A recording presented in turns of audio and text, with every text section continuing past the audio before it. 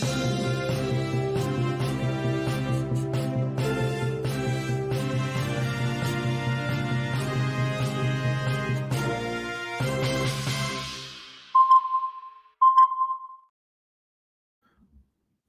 दोस्तों, ocean network में आपका स्वागत। मैं अजित पवार की पत्नी सुनेत्रा पवार का एक बयान देख कर के और पढ़ कर के थोड़ा हैरान भी हुआ और ये आश्चर्यजनक भी था। उनका उनसे पूछा गया कि अगर आपको केंद्र में मंत्री पद का ऑफर दिया जाता है, तो क्या आप स्वीकार करेंगी? और वो कह रही थी कि मैं इसका ज़रूर लाभ उठाना चाहूँगी। अभी उन्होंने राज्यसभा के लिए नॉमिनेशन पत्र दाखिल किया है और चूंकि वो नॉमिनेशन पत्र दाखिल करने वाली अकेली ही हैं, इसलिए उनका निर्विरोध चुना जाना भी तय ही है। उसमें कहीं कोई किसी को शक शुबा बचा नहीं है। यानी वो राज्यसभा जा रही हैं, उनका राज्यसभा जाना तय है। और उनकी ननंद सुप्रिया सुले, वो लोकसभा के लिए चुनी गई हैं बारामती में, और बारामती में नंद भाभी दोनों का मुकाबला हुआ था।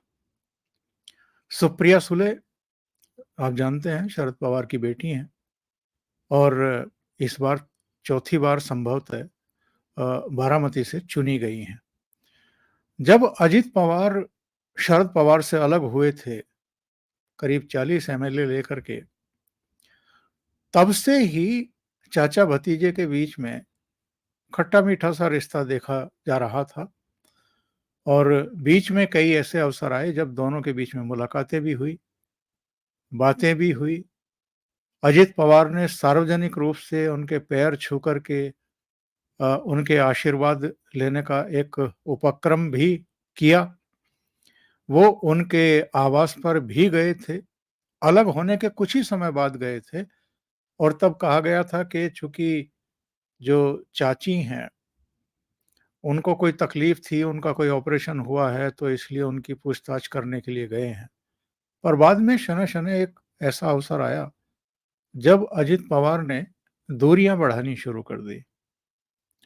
बारामती में जो आम तौर पर इनका प्रोग्राम होता था, उसमें भी नहीं गए। ये सब लोग पुणे में जुटे और कुछ ही समय के लिए वहाँ रहे। अजित पवार वहाँ से रवाना हो गए दिल्ली के लिए चार्टर प्लेन के ज़रिए।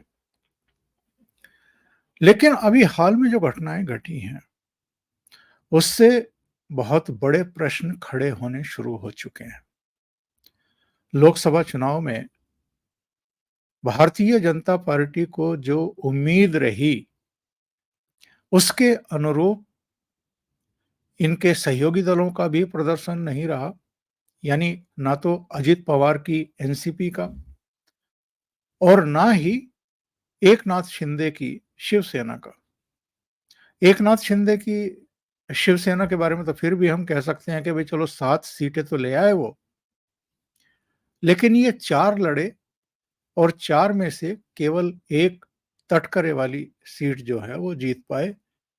इनकी अपनी सीट जो बारामती है, जहां से ये खुद 7 बार एमएलए चुने जा चुके हैं, और इनके बारे में जो तमाम तरह की बातें कही जाती थी कि बारामती में तो अगर सुप्रिया सुले जीतती हैं तो वो अजित पवार की मेहनत की वजह से, उनके उनकी छवि की वजह से और संगठन पर, मतदाताओं पर जो उनकी पकड़ है, उसकी वजह से जीतती हैं। तो वो सारी गलतफहमी एक तरीके से खत्म हो गई, दूर हो गई लोगों की कि अजित पवार का ही बारामती में सिक्का चलता है। या तो हम ये मान करके चलें कि जिस तरीके से ये अपने चाचा का साथ छोड़ कर के आए थे, एनसीपी को तोड़ करके आए थे, और चुनाव आयोग में भी और सुप्रीम कोर्ट में भी जो एक लंबी लड़ाई चली, असली कौन और नकली कौन, तो कागजों पर तो आप लड़ाई जीत गए और जो एमएलए आपके साथ आए थे या जो कार्यकर्ता और पदाधिकारी आपके साथ आए थे, उनको चुनाव आयोग में दिखा कर के आप जीत गए और एनसीपी आपको मिल गई, सिंबल आपको मिल गया।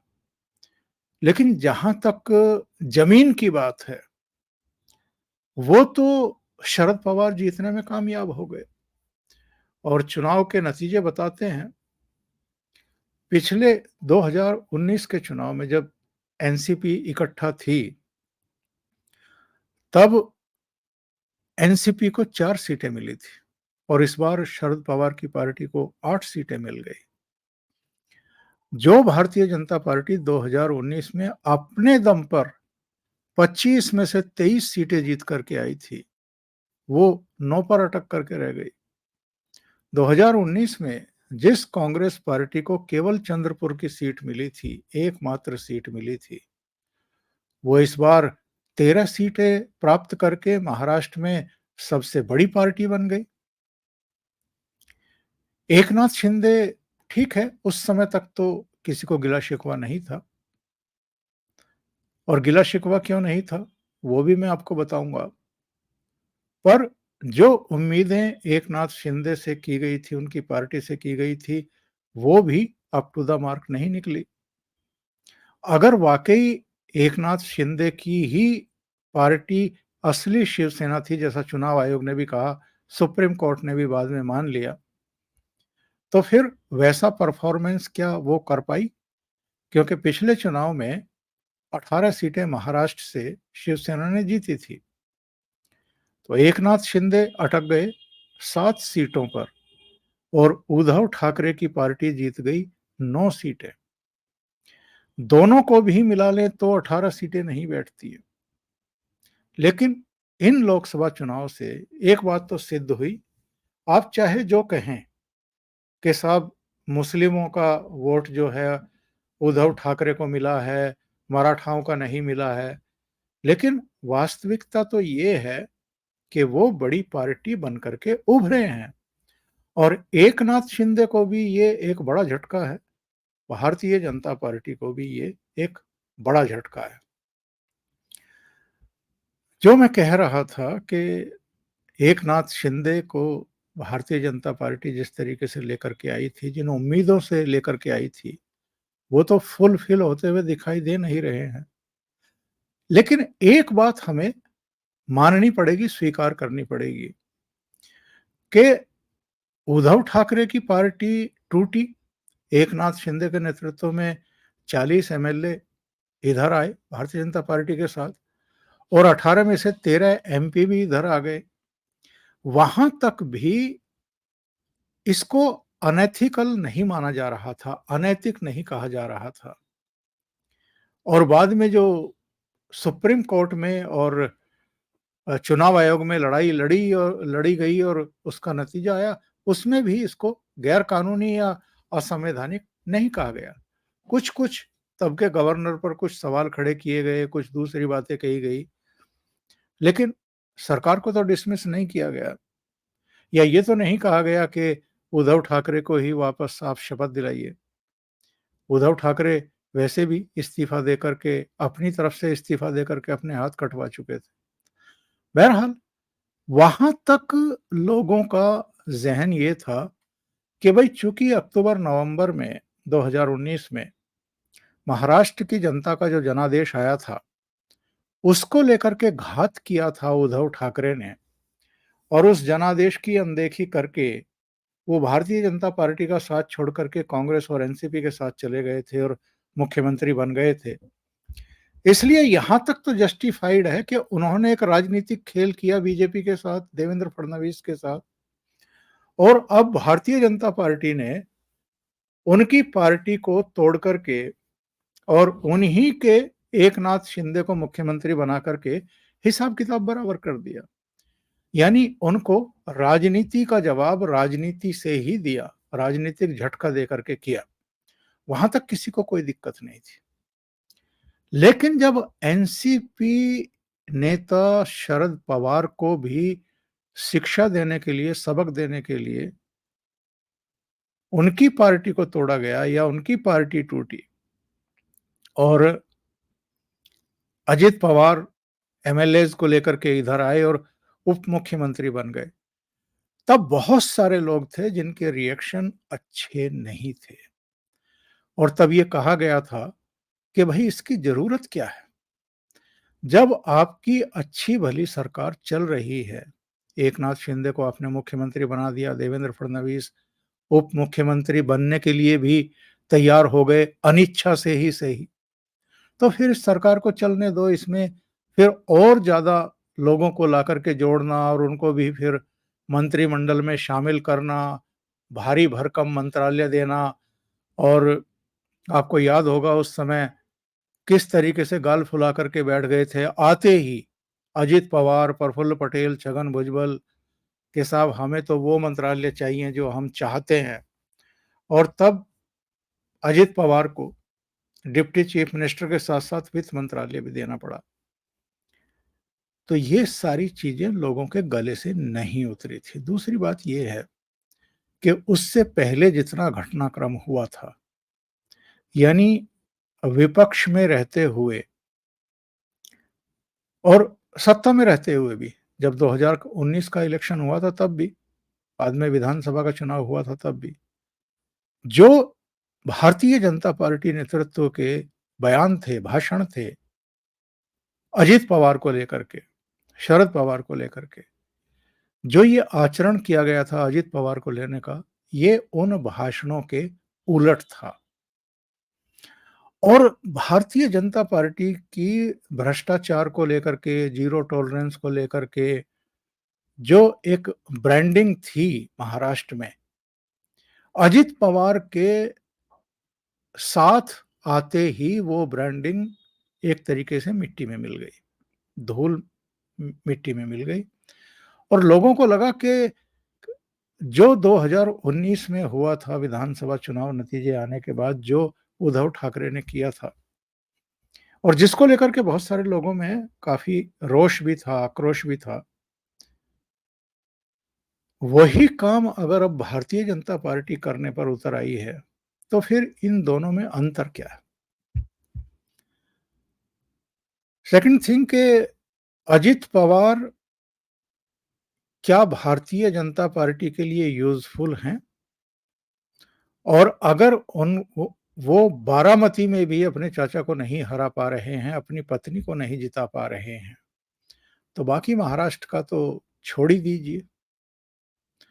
और ये जो कुछ हुआ है, इसमें जिस तरीके से भारतीय जनता पार्टी अपनी 2019 की जीती हुई सीटों को भी हार गई और कई ऐसे लोकसभा क्षेत्रों में हार गई जिसको भारतीय जनता पार्टी का मजबूत किला माना जाता था, गढ़ माना जाता था।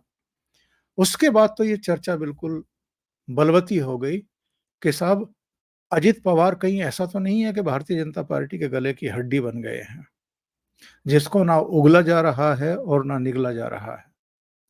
और सिचुएशन इस समय बिल्कुल यही है। अभी एक और फैसला अचानक कर दिया, उसको लेकर के भी बहुत तीखे रिएक्शंस लोगों के आ रहे हैं। लोग पूछ रहे हैं कि कहाँ तो ये बात चल रही थी कि वक्फ बोर्ड को ही खत्म किया जाएगा जब नरेंद्र मोदी तीसरी बार प्रधानमंत्री बनेंगे और कहाँ आप वक्फ बोर्ड को 10 करोड़ रुपए की राशि जारी कर रहे हैं, जिनमें से 2 करोड़ अल्पसंख्यकों के विकास के लिए रखे गए हैं। तो इस पर सवाल खड़े हो रहे हैं।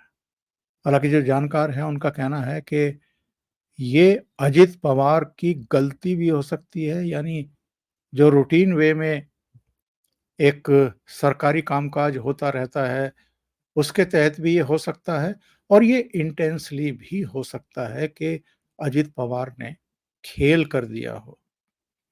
तो अजित पवार पर आप कितना भरोसा करके चल सकते हैं? अभी सबसे बड़ा सवाल ये खड़ा हो रहा है। अभी एक विवाद होकर के निपटा है, जब प्रधानमंत्री पद की तीसरी बार शपथ ली नरेंद्र मोदी ने और इनकी सरकार की कैबिनेट बनी, मंत्रिपरिषद बनी, उसने शपथ ली। जिस तरीके से एकनाथ शिंदे की पार्टी को एक राज्य मंत्री स्वतंत्र प्रभार दिया गया उसी तरीके से एनसीपी को भी ऑफर किया गया था। हालाँकि एनसीपी का तो एक ही आदमी जीत करके आया है और तटकरे की दावेदारी बनती थी, अगर बन रही थी तो क्योंकि वो लोकसभा का चुनाव जीत करके आए हैं। पहले तो इसी को लेकर के वहाँ मगजमारी हुई और अ, तटकरे और प्रफुल्ल पटेल में खींचातानी हो रही थी कि मंत्री बनने का किसका अधिकार बनता है या किसकी दावेदारी ज़्यादा बनती है। वो निपट नहीं पा रही थी अंदरूनी लड़ाई, एक नया विवाद उन्होंने खड़ा कर दिया। प्रफुल्ल पटेल ने कैमरों पर आकर के कह दिया कि साहब, मैं तो मनमोहन सिंह सरकार में चूँकि कैबिनेट मंत्री रह चुका हूँ, इसलिए राज्य मंत्री स्वतंत्र प्रभार का पद मैं कैसे स्वीकार कर सकता हूँ। और वो मामला अभी सुलझा भी नहीं था। इन्होंने एक तरीके से एकनाथ शिंदे की पार्टी और उनके वर्कर, उनके नेताओं को भी उकसा दिया, भड़का दिया। उनकी तरफ से भी एक बयान आ गया कि हमारे तो साथ जीत करके आए हैं, हमारा तो कैबिनेट मंत्री का हक बनता है और जीतन मांझी तो अकेले जीत करके आए हैं, चिराग पासवान के तो 5 ही हैं, उनको कैबिनेट मंत्री कैसे बना दिया गया।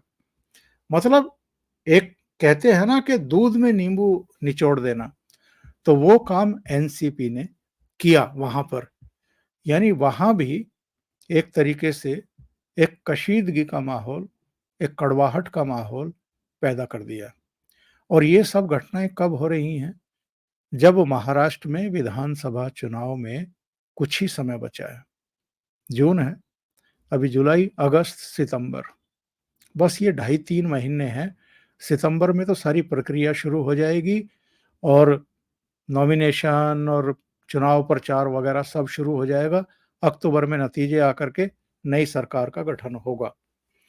और जिस तरह के नतीजे आए हैं महाराष्ट्र में और जिस तरीके से आज प्रेस कॉन्फ्रेंस करके शरद पवार, कांग्रेस के नाना पटोले और उद्धव ठाकरे ने ये ऐलान कर दिया कि विधानसभा चुनाव भी हम मिल कर के लड़ेंगे, और जिस तरीके से भारतीय जनता पार्टी के नेतृत्व वाली इस एनडीए सरकार को रोकने के लिए वहां का मतदाता एमवीए के पीछे एकजुट दिखाई दिया है लोकसभा चुनाव में, उससे अब किसी को संदेह नहीं है कि विधानसभा का चुनाव बेहद चुनौतीपूर्ण होने जा रहा है। और जो कुछ वहां घट रहा था, जिस तरीके से टांग खिंचाई हो रही है भारतीय जनता पार्टी के भीतर भी, हम एनसीपी की ही बात नहीं करते कि वो अंतर्कलह से ग्रस्त दिखाई दी। भारतीय जनता पार्टी में भी बावनकुले और देवेंद्र फडणवीस, शेलार और दूसरे तमाम लोगों के बीच में जिस तरह की टांग खिंचाई हो रही है, उसी का नतीजा था कि देवेंद्र फडणवीस ने कहा कि मैं डिप्टी चीफ मिनिस्टर पद से इस्तीफा दे रहा हूं। वो नहीं स्वीकार किया गया, कहा गया कि आप बने रहिए, वो एक अलग बात है। लेकिन महाराष्ट्र में बहुत इस बार राजनीतिक तौर पर भारतीय जनता पार्टी के सामने कड़ी चुनौतियां आ गई हैं। और ऐसे में एनसीपी की तरफ से जिस तरीके की राजनीति की जा रही है, जिस तरह की बयानबाजी की जा रही है, जिस तरह के फैसले किए जा रहे हैं, 10 करोड़ जो है वक्फ बोर्ड को दे दीजिए। सुनेत्रा पवार कह रही हैं कि अगर मुझे मंत्री पद का ऑफर मिला तो मैं मंत्री बन जाऊंगी। ये कोई शुभ लक्षण नहीं है। इससे भारतीय जनता पार्टी को और नुकसान होने वाला है, क्योंकि आप जिस परिवारवाद की राजनीति का विरोध करते आ रहे हैं, वही तो हम अब होते हुए देख रहे हैं। अजित पवार, शरद पवार के भतीजे, उनको डिप्टी चीफ मिनिस्टर बनाया आपने। अब उनकी ही पत्नी राज्यसभा के लिए नॉमिनेट हो गई हैं या उनका नामांकन हो गया है और उनका चुना जाना तय हो गया है। अब वही केंद्र में मंत्री पद भी मांग रही हैं। तो इसके कितने गलत असर होंगे, राजनीतिक असर होंगे, इसकी कल्पना भी नहीं की जा सकती है। और उसी का खामियाजा भारतीय जनता पार्टी को महाराष्ट्र में उठाना पड़ रहा है। तो मैं तो यही कहूँगा कि अजित पवार जो है वो, उनको साथ में लेना, उप मुख्यमंत्री बनाना, उनको उनके मन मुताबिक मंत्रालय देना और अब मंत्रालयों में भी उनकी तरफ से ऐसे फैसले लेना जो भारतीय जनता पार्टी की नीतियों, परिपाटियों, परंपराओं और सिद्धांतों के खिलाफ है, इससे भारतीय जनता पार्टी को हासिल क्या हुआ है? तो वो ऐसी गले की हड्डी बन गए हैं, ना निगले जा रही हैं और ना उगले जा रही हैं। अभी के लिए इतना ही। बहुत-बहुत धन्यवाद। अगर आपको ये चैनल और इसके कंटेंट पसंद आ रहे हैं, तो लाइक करें, कमेंट करें, वीडियो को शेयर भी करें। अभी तक अगर आपने ये चैनल सब्सक्राइब नहीं किया है, तो सब्सक्राइब कर लें और साथ में लगे बेल आइकॉन को दबाना ना भूलें, ताकि आगे आने वाले वीडियो और उनके नोटिफ़िकेशन आप तक पहुँचते रहें। आप अगर चैनल को कंट्रीब्यूट करना चाहते हैं, तो वीडियो के नीचे आपको लिंक मिल जाएँगे, वहाँ जाकर के आप कंट्रीब्यूट कर सकते हैं। बहुत-बहुत धन्यवाद। नमस्कार।